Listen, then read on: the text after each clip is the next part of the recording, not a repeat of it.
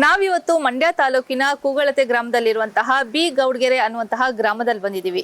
ಈ ಗ್ರಾಮದ ವಿಶೇಷತೆ ಅಂತ ಹೇಳಿದ್ರೆ ಈ ಗ್ರಾಮದಲ್ಲಿರುವಂತಹ ಸರ್ಕಾರಿ ಪ್ರಾಥಮಿಕ ಶಾಲೆಯಲ್ಲಿ ಸುಮಾರು 96 ಜನ ಮಕ್ಕಳು ಕಲಿತಾ ಇದ್ದಾರೆ. ನಾವು ನೋಡ್ತಾ ಇರಬಹುದು ವೀಕ್ಷಕರೇ, ರಾಜ್ಯದಲ್ಲಿರುವಂತಹ ಹಲವಾರು ಸರ್ಕಾರಿ ಶಾಲೆಗಳಲ್ಲಿ ಮಕ್ಕಳ ಸಂಖ್ಯೆನೇ ಕೂಡ ಕಡಿಮೆ ಇದೆ. ಆದ್ರೆ ಈ ಶಾಲೆಯಲ್ಲಿ ಸುಮಾರು 96ಕ್ಕಿಂತ ಹೆಚ್ಚು ಮಕ್ಕಳು ಕಲಿತಾ ಇರುವುದು ಇಲ್ಲಿನ ಅಚ್ಚರಿಯ ಸಂಗತಿ ಅಂತಾನೆ ಹೇಳ್ಬೋದು. ಆದ್ರೆ ಮಕ್ಕಳಿಗೆ ಇಲ್ಲಿ ಕಲಿಕೆಗೆ ಅನುಕೂಲವಾಗಿರುವಂತಹ ವಾತಾವರಣ ಇದೆಯೇ ಅನ್ನುವಂಥದ್ದು ದೊಡ್ಡ ಪ್ರಶ್ನೆ. ಯಾಕಂತ ಹೇಳಿದ್ರೆ ಬನ್ನಿ ವೀಕ್ಷಕರೇ, ನೀವು ಈ ದೃಶ್ಯಾವಳಿಗಳನ್ನ ನೋಡ್ಬೋದು. ನೋಡಿ ವೀಕ್ಷಕರೇ, ಈ ಶಾಲೆಗೆ ಕಲಿಕೆಯ ವಾತಾವರಣ ಹೇಗಿದೆ ಅನ್ನೋದನ್ನ ನೀವು ಈ ದೃಶ್ಯಾವಳಿಗಳಲ್ಲಿ ನೋಡಬಹುದು. ಶಾಲೆಯ ಹಿಂಭಾಗದಲ್ಲಿರುವಂತಹ ಈ ಸರ್ಕಾರಿ ಜಾಗ ಅಂತ ಹೇಳಿದ್ರೆ ಇದು ಸುಮಾರು 4 ಎಕರೆ ವಿಸ್ತೀರ್ಣದಲ್ಲಿರುವಂತಹ ತೋಟಗಾರಿಕೆಗೆ ಇಲಾಖೆಗೆ ಸೇರಿದಂತಹ ಸರ್ಕಾರಿ ಭೂಮಿ. ಇದು ಒಂದು ಹಳ್ಳವಾಗಿ ಮಾರ್ಪಟ್ಟಿದ್ದು ಸುತ್ತಮುತ್ತಲ ಗ್ರಾಮದಲ್ಲಿರುವಂತಹ ಮನೆಗಳಿಂದ ಎಲ್ಲ ತ್ಯಾಜ್ಯ ವಸ್ತುಗಳನ್ನ ಹಾಗೂ ತ್ಯಾಜ್ಯದ ನೀರನ್ನ ಈ ಹಳ್ಳಕ್ಕೆ ಬಿಡಲಾಗ್ತಾ ಇದೆ. ಅದಲ್ಲದೆ ಈ ಕೆರೆಯಲ್ಲಿರುವಂತಹ ಜೋಂಡು, ಈ ಜೋಂಡೆ ಈಗ ಮಕ್ಕಳಿಗೆ ಕಂಟಕವಾಗಿ ಪರಿಣಮಿಸ್ತಾ ಇದೆ. ಯಾಕಂತ ಹೇಳಿದ್ರೆ ನೀವು ಬನ್ನಿ ಈ ದೃಶ್ಯಾವಳಿಗಳಲ್ಲಿ ನೋಡ್ಬೋದು.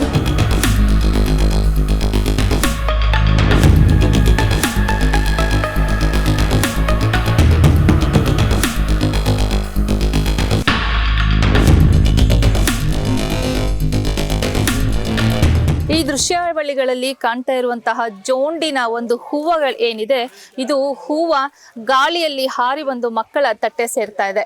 ಈ ಜೋಂಡಿನ ಹೂವಿನಿಂದಾಗಿ ಮಕ್ಕಳಿಗೆ ನಿಜಕ್ಕೂ ಪ್ರತಿದಿನ ಕಲಿಕೆಗೆ ತೊಂದರೆ ಆಗ್ತಾ ಇದೆ. ಯಾಕಂತ ಹೇಳಿದ್ರೆ ಇದು ಗಾಳಿಯಲ್ಲಿ ಹಾರಿ ಬಂದು ಮಕ್ಕಳಿಗೆ ಕಣ್ಣಿಗೆ ಬೀಳುವಂತಹ ಪ್ರಸಂಗಗಳು ಹಲವಾರು ಆಗಿದೆ. ಇದರಿಂದ ಶಾಲಾ ಮಕ್ಕಳ ಪೋಷಕರು ಕೂಡ ಮಕ್ಕಳಿಗೆ ಶಾಲೆಗೆ ಕಳಿಸೋದಿಕ್ಕೆ ಹೆದರ್ಕೋತಾ ಇದ್ದಾರೆ. ಈ ಜೋಂಡಿನ ಹೂವಿನಿಂದ ಆಗ್ತಾ ಇರುವಂತಹ ಸಮಸ್ಯೆ ಅಷ್ಟಿಷ್ಟಲ್ಲ ಅಂತಾನೆ ಹೇಳ್ಬೋದು. ಯಾಕಂತ ಹೇಳಿದ್ರೆ ಇದು ಗಾಳಿಯಲ್ಲಿ ಹಾರು ಬಂದು ಮಕ್ಕಳ ಒಂದು ಕಣ್ಣಿಗೆ ಬೀಳುವಂಥದ್ದು, ಅವರು ಆಟ ಆಡುವಾಗ ಕಣ್ಣಿಗೆ ಬೀಳೋದು, ಅಥವಾ ಅವರು ಊಟಕ್ಕೆ ಕೂತಾಗ ಮಧ್ಯಾಹ್ನದೊತ್ತು ಊಟದ ಸಮಯದಲ್ಲೇ ಈ ಜೋಂಡಿನ ಹೂವಿನಿಂದ ಆಗ್ತಾ ಇರುವಂತಹ ಸಮಸ್ಯೆ ಹೆಚ್ಚು ಅಂತಾನೆ ಹೇಳ್ಬೋದು. ಯಾಕಂತ ಹೇಳಿದ್ರೆ ಗಾಳಿಯಿಂದ ಹಾರು ಬಂದಂತಹ ಆ ಜೋಂಡಿನ ಹೂವ ಅವರ ತಟ್ಟೆ ಸೇರ್ತಾ ಇದೆ. ತಟ್ಟೆ ಮೂಲಕ ಅವರ ಆರೋಗ್ಯಕ್ಕೆ ಅಂದ್ರೆ ಅವರ ಹೊಟ್ಟೆ ಸೇರೋದ್ರಿಂದ ಅವರು ಆರೋಗ್ಯದ ಮೇಲೆ ಗಂಭೀರವಾದಂತಹ ಪರಿಣಾಮ ಬೀರಬಹುದು ಅನ್ನುವಂಥದ್ದು ಶಾಲಾ ಮಕ್ಕಳ ಪೋಷಕರ ಒಂದು ಆತಂಕ ಅಂತಾನೆ ಹೇಳ್ಬೋದು. ಹಾಗೆ ಈ ಶಾಲೆಯಲ್ಲಿ ಹೆಚ್ಚಿನ ಮಕ್ಕಳು ಕಲಿತಾ ಇರೋ ದೃಷ್ಟಿಯಿಂದ ಈ ಶಾಲಾ ಮಕ್ಕಳ ದಾನಿಗಳು ಅಂದ್ರೆ ಈ ಶಾಲೆಗೆ ಸಂಬಂಧಪಟ್ಟಂತಹ ಹಲವಾರು ಅಂದ್ರೆ ಪೋಷಕರು ಹಾಗೂ ದಾನಿಗಳು ಈ ಶಾಲೆಗೆ ಈ ಜೋಂಡಿನ ಹೂವಿನಿಂದ ಆಗ್ತಾ ಇರುವಂತಹ ಸಮಸ್ಯೆಯನ್ನ ಗಮನಿಸಿ ಅದು ಮಕ್ಕಳಿಗೆ ತೊಂದರೆ ಆಗಬಾರ್ದು ಅನ್ನೋ ಕಾರಣಕ್ಕೆ ಶಾಲಾ ಕೊಠಡಿಗಳಿಗೆ ಕಿಟಕಿಗಳಿಗೆ ಈ ತರ ಮೆಶ್ಗಳನ್ನ ಅಳವಡಿಸಿ ಅವರು ಕೂಡ ಅವರ ಶಾಲಾ ಮಕ್ಕಳಿಗೆ ನೆರವಿಗೆ ನಿಂತಿದ್ದಾರೆ. ನೋಡಿ, ಈ ಮೆಶ್ಗಳನ್ನ ಹಾಕಿದ್ರು ಕೂಡ ಮೆಶ್ಗಳಿಗೆ ಆ ಹೂವು ಹೇಗೆ ಅಂಟಿದೆ ಅಂತೇಳಿ, ಇಲ್ಲ ಅಂತ ಹೇಳಿದ್ರೆ ಆ ಮೆಶ್ ಇರಲಿಲ್ಲ ಅಂತ ಹೇಳಿದ್ರೆ ಆ ಹೂವು ಕ್ಲಾಸ್ ತರಗತಿ ಒಳಗೂ ಕೂಡ ಹೋಗಿ ಆ ಮಕ್ಕಳಿಗೆ ತೊಂದರೆ ಆಗ್ತಾ ಇದ್ದಂತಹ ಗಮನಿಸ್ಬೋದು ನಾವು.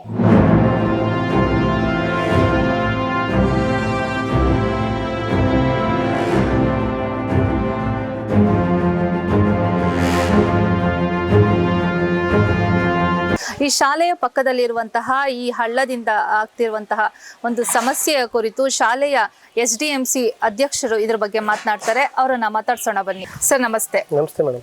ನಿಮ್ಮ ಹೆಸರು? ಬೊಮ್ಮೇಶ್. ಏನ್ ಸಮಸ್ಯೆ ಆಗ್ತಾ ಇದೆ ಸರ್ ನಿಮ್ಗೆ ಈ ಪಕ್ಕದ ಹಳ್ಳದಲ್ಲಿರೋದ್ರಿಂದ?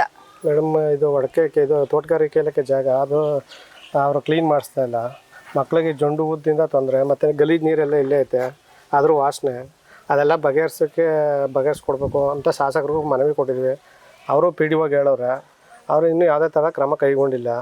ಇದು ಡಿಲೇ ಆದಷ್ಟು ತೊಂದರೆ ಮಕ್ಳಿಗಾಗುತ್ತೆ, ನಮಗೇನಲ್ಲ.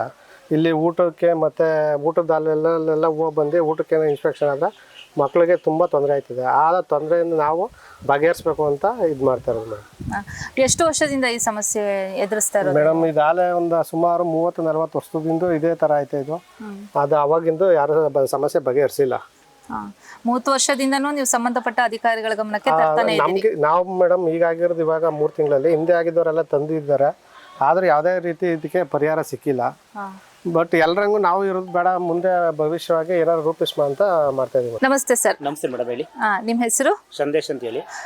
ಈ ಶಾಲೆಗೆ ಈ ಹಳ್ಳದಿಂದ ಆಗ್ತಾ ಇರುವಂತಹ ಸಮಸ್ಯೆ ಬಗ್ಗೆ ನೀವು ಸಂಬಂಧಪಟ್ಟ ಅಧಿಕಾರಿಗಳಿಗೆ ಗಮನಕ್ಕೆ ತಂದಿದ್ದೀರಾ, ಹೇಗೆ ಸರ್?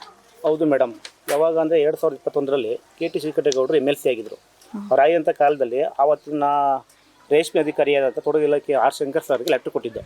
ಸರ್ ಹಿಂಗೆ 4 ಎಕರೆ ಜಮೀನು ಐತೆ, ಅದರಿಂದ ಸ್ಕೂಲ್ ತುಂಬ ತೊಂದರೆ ಆಗ್ತೈತೆ, ಅದು ಸ್ವಲ್ಪ ಜಾಗನ ಸ್ಕೂಲಿಗೆ ಬರ್ಕೊಡಿ ಅಂತ ಲೆಟ್ರ್ ಕೊಟ್ಟಿದ್ದು. ಆಗ ಅವ್ರ ಉತ್ತರ ಕೊಟ್ಟವ್ರೆ. ಏನಂತ ಹೇಳಿ ಕೊಟ್ಟವ್ರೆ ಅಂದರೆ, ಸದರಿ ಜಮೀನು ತೋಟಗಾರಿಕೆ ಇಲಾಖೆಗೆ ಅವಶ್ಯಕತೆ ಇದ್ದು ಭೂಮಿಯನ್ನು ಸಮತಟ್ಟು ಮಾಡಿ ಕ್ಷೇತ್ರದಲ್ಲಿ ತಂಗಿ ಅಭಿವೃದ್ಧಿ ಮತ್ತು ತೋಟದ ಬೆಳೆಗಳನ್ನು ಬೆಳೆಯಲು ಉಪಯೋಗಿಸಲಾಗಿದೆ ಅಂತ ಉತ್ತರ ಕೊಟ್ಟರೆ ಮೇಡಮ್.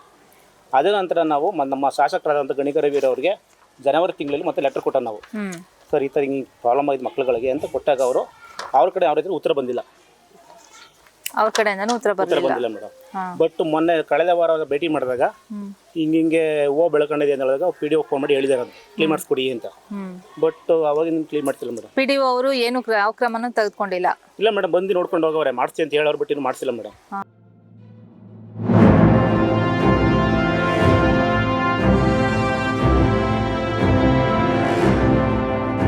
ಈ ತೋಟಗಾರಿಕೆ ಹಳ್ಳದಿಂದ ಅಥವಾ ಈ ಜೊಂಡಿನಿಂದ ಆಗ್ತಾ ಇರುವಂತಹ ಸಮಸ್ಯೆ ಬಗ್ಗೆ ಮೇಲಧಿಕಾರಿಗಳಿಗೆ ಅಥವಾ ಶಾಸಕರಿಗೆ ಏನಾದ್ರೂ ನೀವು ಕಂಪ್ಲೇಂಟ್ ಮಾಡಿದ್ದೀರಾ, ಹೇಗೆ ಸರ್? ಖಂಡಿತ ಮಾಡಿದೀವಿ ಮೇಡಮ್.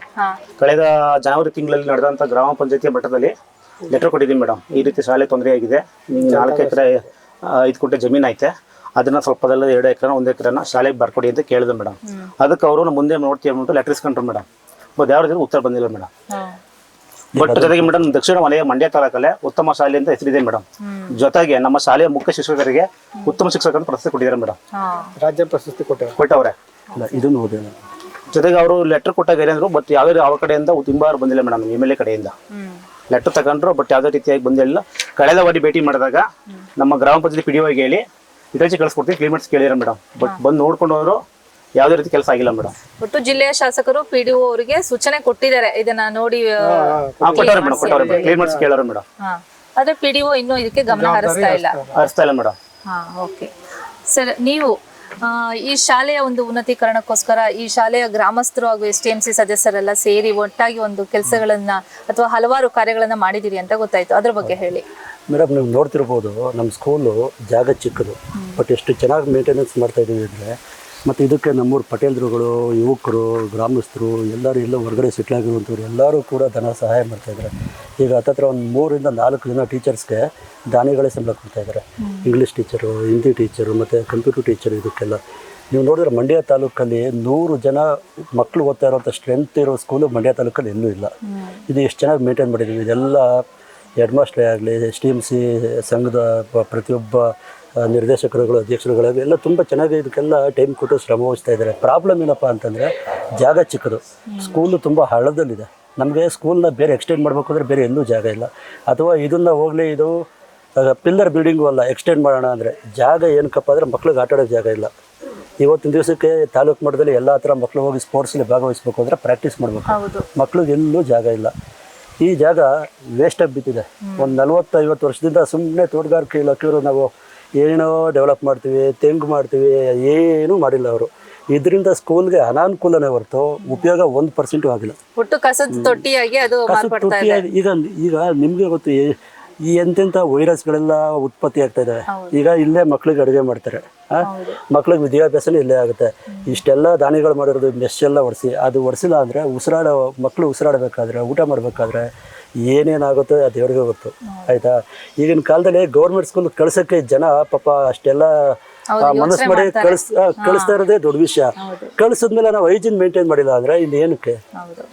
ಪಾಪ ಶಾಸಕರು ಇದಕ್ಕೆ ಬೇರೆ ಈಗ ಇದೆಲ್ಲ ಪ್ಯಾಚ್ ವರ್ಕ್ಗೆ ಅನುದಾನ ಪ್ರತಿಯೊಂದು ಅವರು ಸಪೋರ್ಟ್ ಮಾಡ್ತಾ ಇದ್ದಾರೆ.